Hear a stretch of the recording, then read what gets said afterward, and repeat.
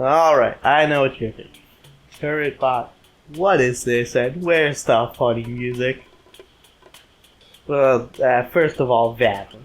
But aside from that, I kind of wanted to give like a commentary review style video, like a shot for like a while, and I considered making a new channel to like put them on, but this channel only has 1,000 subscribers, so I really don't think I have anything to lose by just putting it here.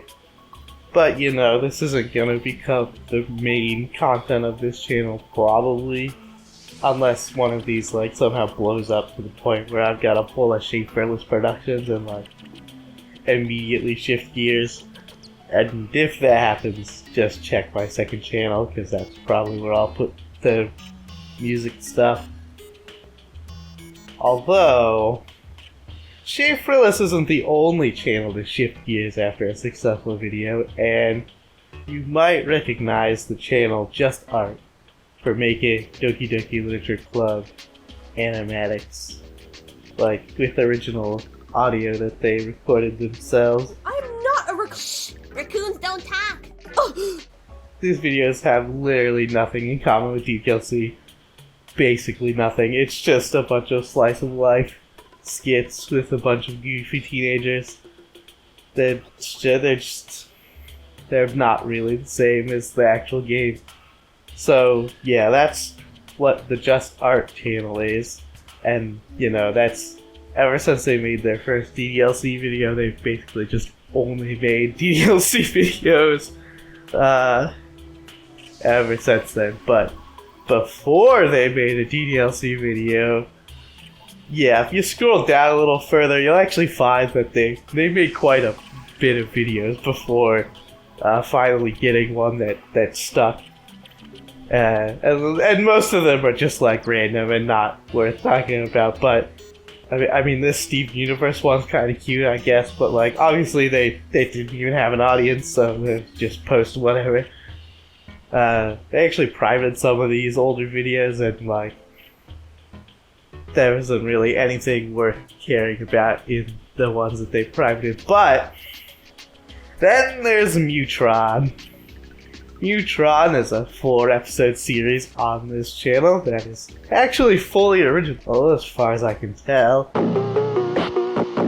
It's like 25 minutes in total, so like if you care about spoilers, then, and there is actually a spoiler in this, believe it or not, but I put together like a playlist that just has the episodes in order, so if you wanna watch it before you watch this, then go to the description. Now, with all that out of the way, what is Mutron actually about? Well, let's just check the first episode's description here. It's about a mutated land that 8 scientists, including Symphony, who is new to the facility, they go on adventures and explore the mutated land. Right. The description sort of makes it sound episodic when it isn't, because the 4 episodes just like take place one after the other, so, and normally that would be great, but Mutron isn't really finished, because like they moved on to bigger and better things, and then this never got finished, so there's not really a great explanation of what this is. They actually did improve upon this with the DDLC video, because whenever they have original stuff in them, it's usually explained in the descriptions of the video, rather than just these like little synopses and a spoiler and nothing. In any case, we're not really told the source of the titular mutations like within the series itself, let alone these descriptions, so since the characters are all like researching scientists, my assumption is that the setting is intentionally mysterious so that we could like learn more about it when the characters do. This is actually great. We can get proof to the surroundings of the Mutron from right here in the lab. But that's just a theory. I guess there was also a love interest plot, so like that could have been where the series was headed, although I doubt it, since it was just between two side characters. And it wasn't very interesting. Speaking of characters, I'm gonna go over the ones that stick out to me. Not that any of them are really interesting, since this series is 25 minutes long, but I figure I should go over some of them, so here we go.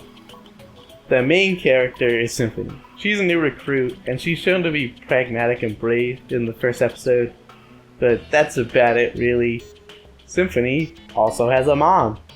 The scene where her mom calls her is kind of interesting, since that's the main reason why I don't think the entire world is mutated, and it's just like the spot where the characters specifically are. Which, I could be wrong about it, but that's the vibe that I got from their conversation. It's also implied that she knew Viet before the start of the series, but Viet f***ing dies in episode 3, so I guess we are learning more about that! Rosie is probably the most interesting character here, at least on a meta level, since it really just feels like Just Art literally just translated her voice and personality onto Sayori. She's pretty amusing just because of that reason.